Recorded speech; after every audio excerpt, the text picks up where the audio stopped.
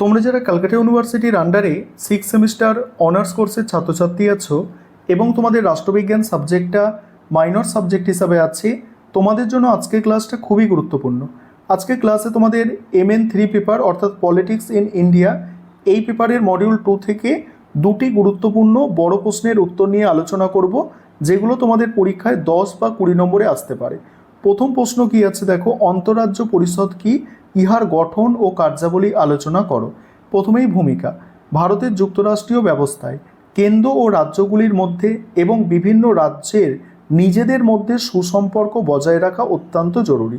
সংবিধানের এই উদ্দেশ্যে বেশ কিছু ব্যবস্থা গ্রহণ করা হয়েছে।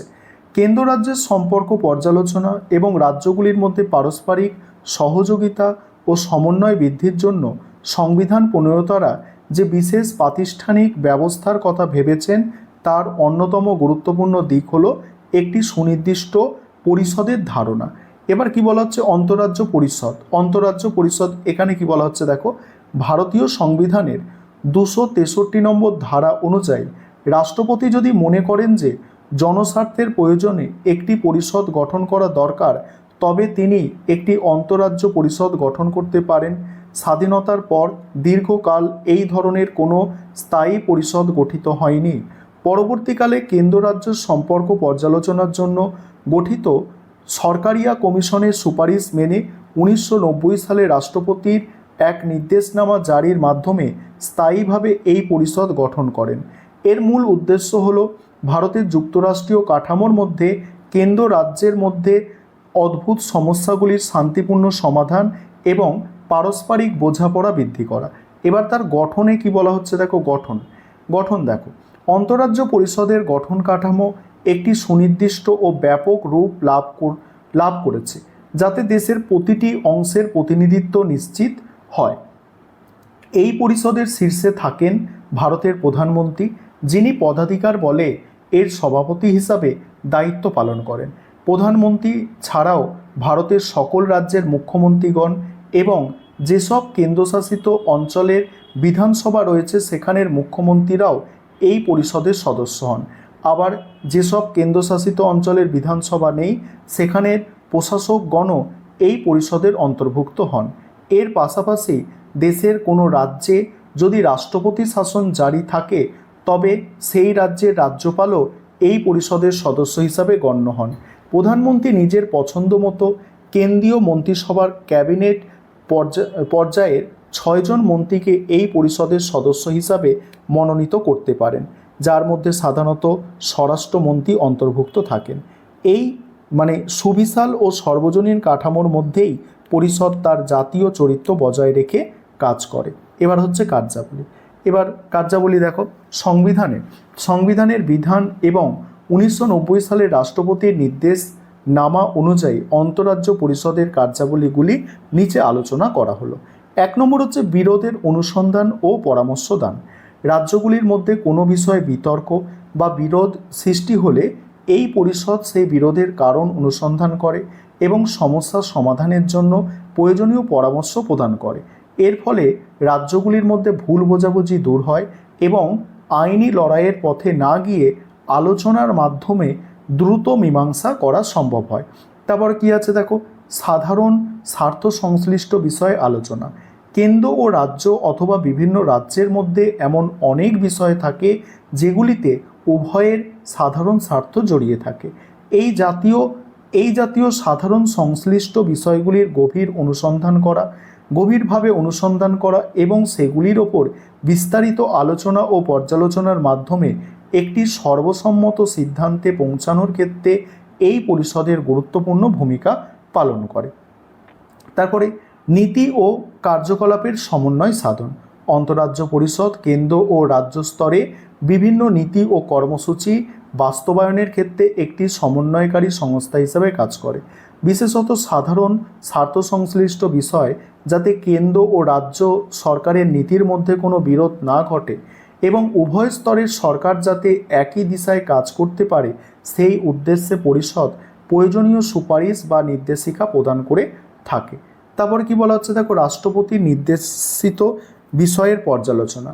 কেন্দ্র রাজ্য সম্পর্ক বিষয়ে আলাপ আলোচনাকে এগিয়ে নিয়ে যাওয়ার জন্য এটি একটি জাতীয় ফোরাম হিসাবে কাজ করে। সাধারণ বা নির্দিষ্ট কোনো বিষয়ে রাষ্ট্রপতি যদি মনে করেন যে পরিষদের মনোযোগ আকর্ষণ করা প্রয়োজন, তবে রাষ্ট্রপতি সেই বিষয়টি পরিষদের বিবেচনার জন্য পাঠাতে পারেন এবং পরিষদ সেই বিষয়ে বিস্তারিত আলোচনা করে রাষ্ট্রপতির কাছে তাদের মতামত পেশ করে। তারপর জাতীয় নীতি নির্ধারণে মতামত প্রদান। জাতীয় স্তরে কোনো গুরুত্বপূর্ণ বিষয়ে নীতি নির্ধারণের ক্ষেত্রে রাজ্যগুলির মতামত গ্রহণ করা অত্যন্ত আবশ্যক।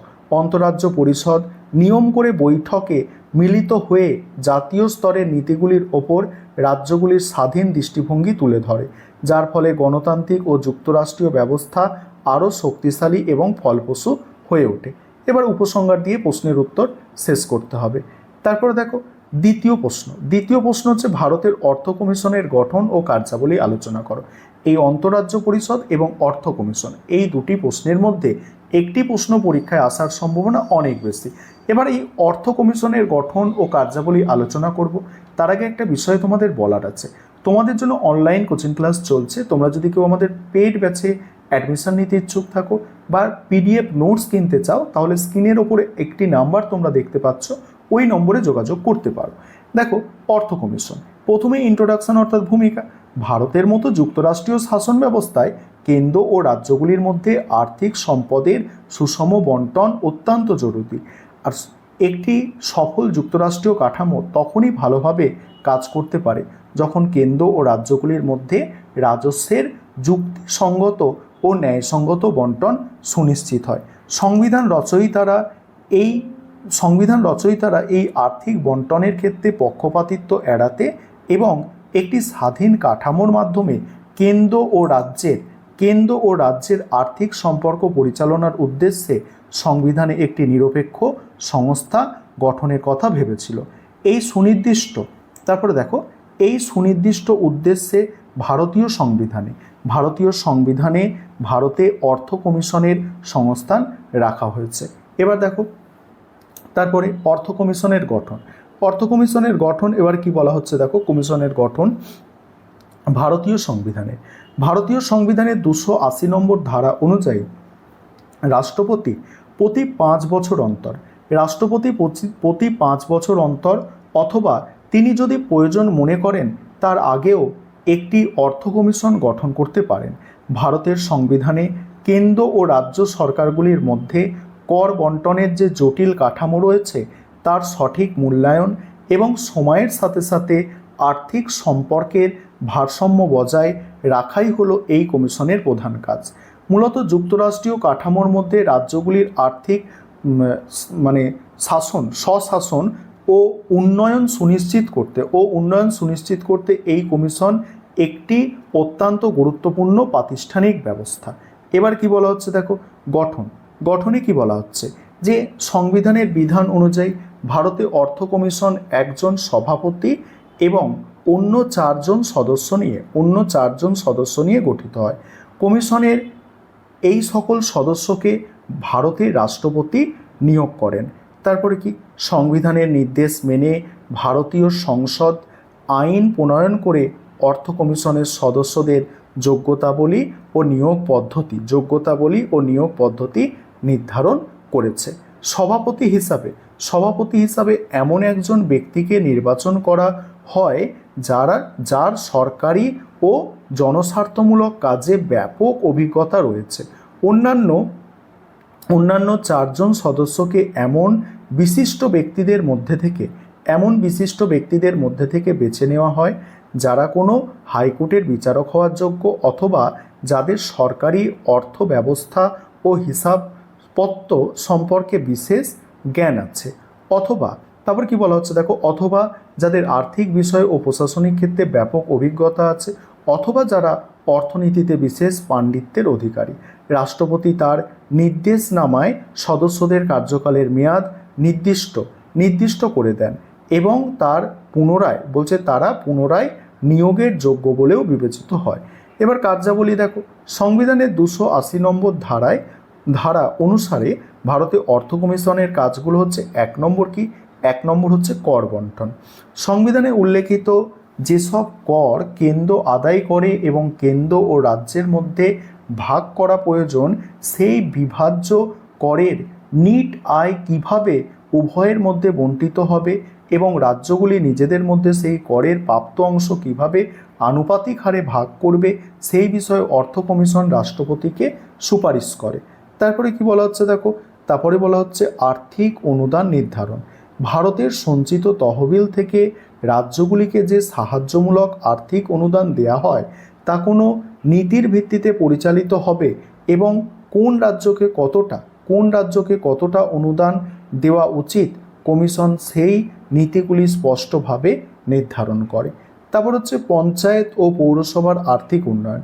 রাজ্যের পঞ্চায়েত ও পৌরসভাগুলির আর্থিক অবস্থা উন্নতির জন্য এবং তাদের সম্পদের পরিপূরক হিসাবে রাজ্যের সঞ্চিত তহবিল বৃদ্ধির লক্ষ্যে কী কী ব্যবস্থা গ্রহণ করা প্রয়োজন রাজ্য অর্থ কমিশনের সুপারিশের ভিত্তিতে ভারতের অর্থ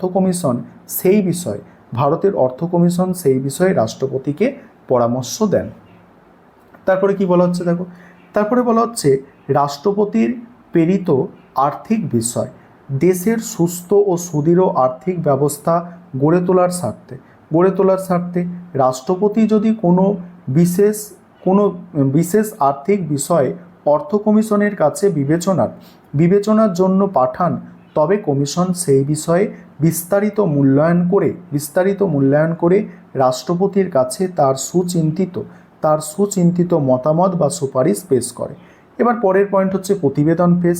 এই পয়েন্টটা তোমরা দেখে নাও এবং উপসংহার। এইভাবে গুছিয়ে প্রশ্নের উত্তর লিখলে তবেই ভালো নম্বর আশা করা যায়।